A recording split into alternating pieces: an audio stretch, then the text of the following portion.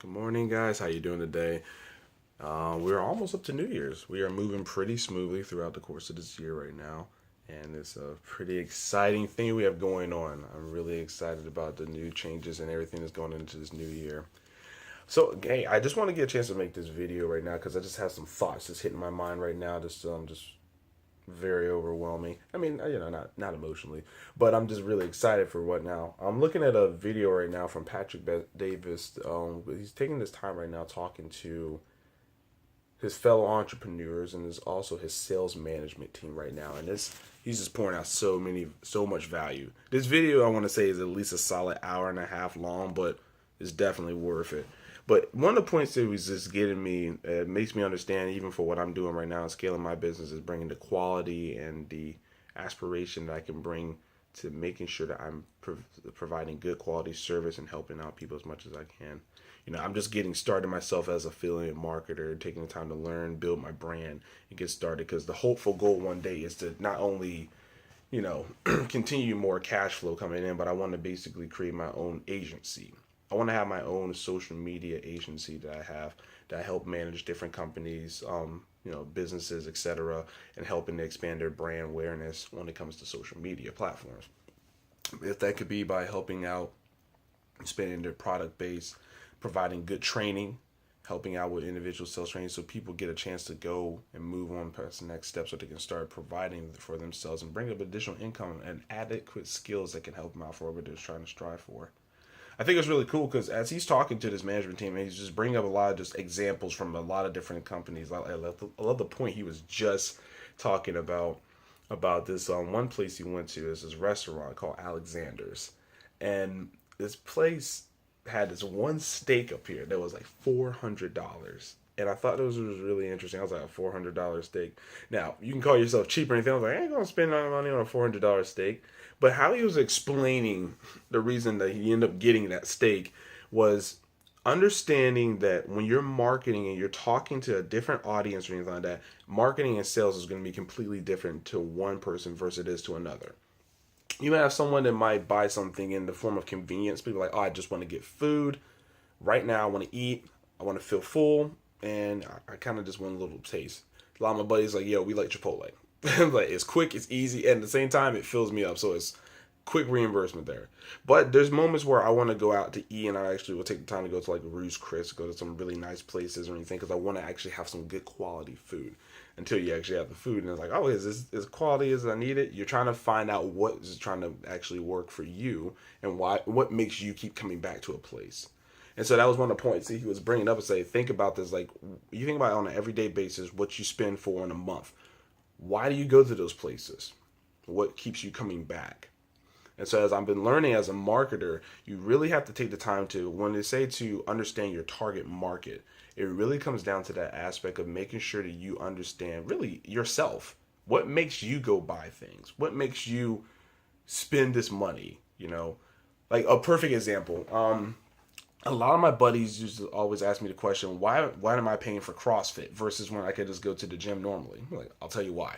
And so I could sell this in a heartbeat why I love CrossFit so much more than going to any other place. And it's so hard to find anything else out there once you've already been hooked to this one. So with a normal gym, you go to like, let's say I go to a Planet Fitness. With Planet Fitness, I have to go to this place. I have to take the time to have my own aspiration, my own anxiety, my own desire to get in shape. I have to go use machines, kind of basically learn the basics when it comes to working out. I'm past the basics. I don't really have to go there and try to figure out, use a machine to figure out how to get certain muscles to work out. I've been pretty active my whole entire life that I can pretty much figure this out myself. And I know how to use resources. So I'm past someone who is brand new, that's never really worked out, never played sports before. So I'm already past that point. Now the thing about it is the price that you pay for like Planet Fitness may be 10, maybe $20 a month. They have a lot of extra perks with it. Only for like the massage chairs and all the extra benefits, I would gladly go to that place. But when it comes to working out, I'm more of a person that likes the team aspect. Because if you take the time to know what type of sports I played soccer for 13 years. Then I did competitive martial arts. Then I turn around and I end up hitting up a CrossFit. But before I even got into that, when I was a kid, I played basketball. baseball, soccer, played football in the neighborhood. Shoot, if you even go down and really notice more about myself, when I played video games and stuff like that consecutively all the time, I was always like when I play games or there's different roles and stuff like that, I was always a supporting role. I was always a person that might have been in the back, could do things tremendously for a team, but I was always there to motivate and help and keep people alive. I'm learning a lot about myself because of how I look at things and what sells me on games, what sells me on playing sports. So when I checked out CrossFit, the reason I got so excited about that was because it was the team aspect. Like, wow, this looks like a sport. First kicker. Next thing was when I looked at the workouts and stuff like that, I was like, doesn't seem too bad, but it's different. I'm a big person that doesn't like having the same routine over and over again. Monday for chest day gets boring for me. So I'm just like, you know what you're doing by the time. And for me, I get bored. Even after I try switching it up and stuff like that, it was just, there wasn't that much excitement. And then for me to get the results I needed, I had to be in the gym for a long time. My biggest part, I don't like wasting time. I like getting what I need to get done in a get a quick opportunity, getting what I need to get done so I can get on with the rest of my day. Not be so beat up and everything, but get a chance to actually have other things and be productive throughout the course of the day. So that's a big sales on ticker for me. Now, the next thing I loved was the community.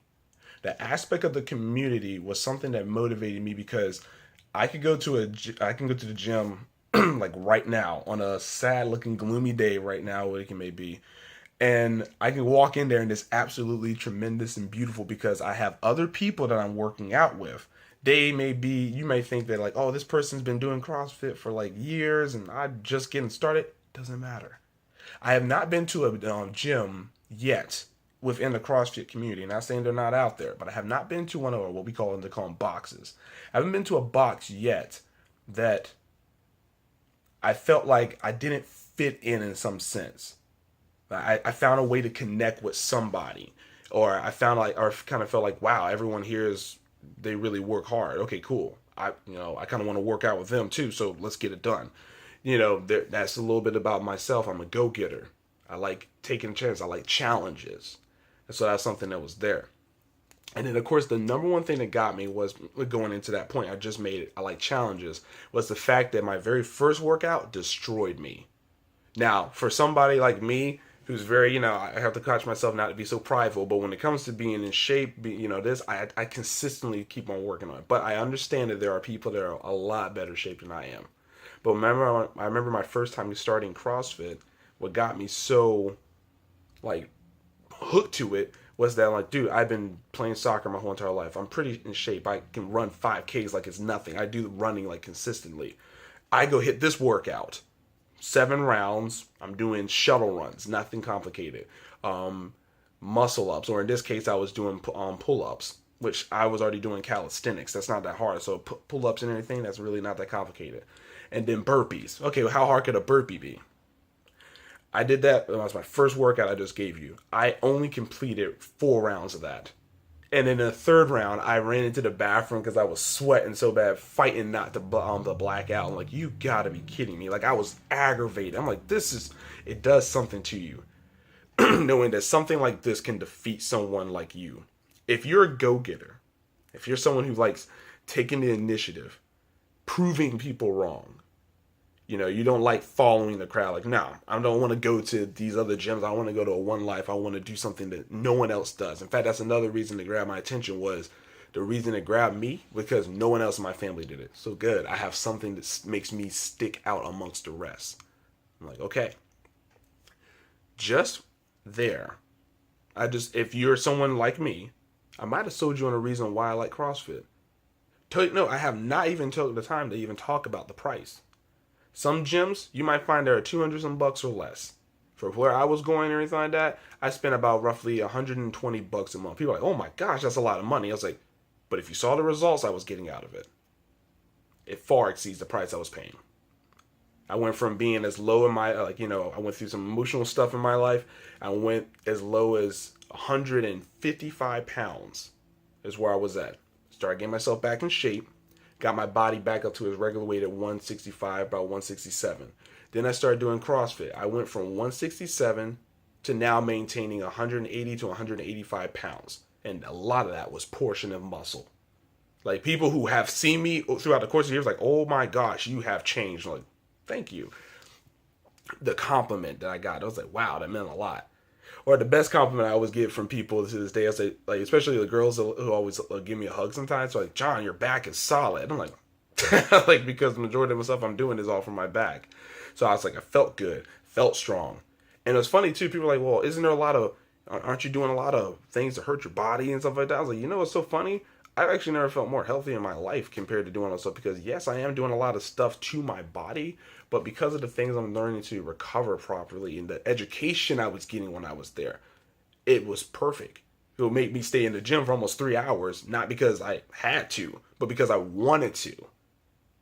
So just right there, just notice what I just did right there. I took the time to sell you the passion of why I like CrossFit. That sounds appealing. It might grab your attention. So the point that Davis was bringing in this video here was understand your market.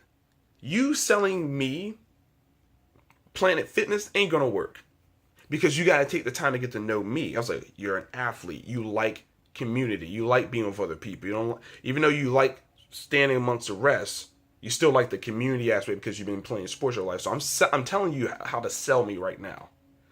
Do the same thing with your market in which you're talking to. That could be if you're, as an entrepreneur, you're trying to sell a particular product. It goes the same way if you're working in a corporate place. If you're a salesperson for, like, I don't know, like ADT or like any whatever security company, you're a car company, you're a car dealers or salesman. You need to pertain to the customer in which you're talking to, or the market you want to talk to. So I'm getting so much value out of this video right now. I want to continue to keep on watching this video, but I wanted to go ahead and pour out some information to you guys right now, because it's exciting looking at this. Like, wow, there's a lot of good value that's coming in here. Sorry about the lighting. It's still in my room here. I take some time. It's part of my morning ritual. We already talked about that. But getting the chance to understand the market you're talking to, and going past that, even working in a corporate environment, if you're doing sales or you're trying to stick out amongst the rest, you're doing customer service, what makes you so special as a customer service representative that makes people want to come back to you? Is it your smile? Is it the way you handle yourself when it comes to tough situations? What makes you stick? What sticks you out? Back when I was working at Verizon, the best thing I loved the most about my customers that came back to see me was they realized I would always tell them the truth. They could always ask me and say, what's your thoughts about these different companies and stuff? I'm like, I ain't trying to sell you anything, so I can easily tell you the truth here. So I'm selling them anyway, because I'm telling them, why is it so important to be with this company? Or better yet, why am I so passionate about what I'm doing? I did this so much that I became a teacher for most of the people that came into the company to get brand new phones, etc. I was the one that educated them on their phones, etc. So I was working with a lot of new people. And so I got passionate about that because I was taking the time to express the reason why I like the phone and how I can benefit it for your everyday life. So I understood my market. I understood the people that was coming in. I understood my value. I knew why my time was valuable. So I let people know, before you see me, you better call me now, because even if I'm sitting here doing nothing at work, I'd rather be doing something else. You better call me. You better get this lined up on my calendar, not your calendar, my calendar. And then we can go from there. That's how I treated it. I treated my time when I was there as a business. You should do the same thing with your life. And one of my books I'm reading right now, he talks about how time should be the one thing you should be the most stingy with. So take this time right now, evaluate what can I be, so what sets me apart of the rest, and use that for every platform that you're in, because there's always going to be one person out there that's better than you, and they can replace you in a heartbeat, that wants your job, your product, or anything more than you do. So what sticks you out more than other people? So anyway, I want to get back to this video for my personal development, but I wanted to pour that time out to you guys. Thank you so much for following the journey. For everyone who subscribes to my channel, you guys mean so much to me. Go ahead and hit that subscribe button and keep on following this journey as I keep on growing. The more you grow, the more you learn, the more you earn, the more you learn, the more you grow. My bad, I messed that up. Anyway, you guys have a blessed day and Happy New Year. Have a good one.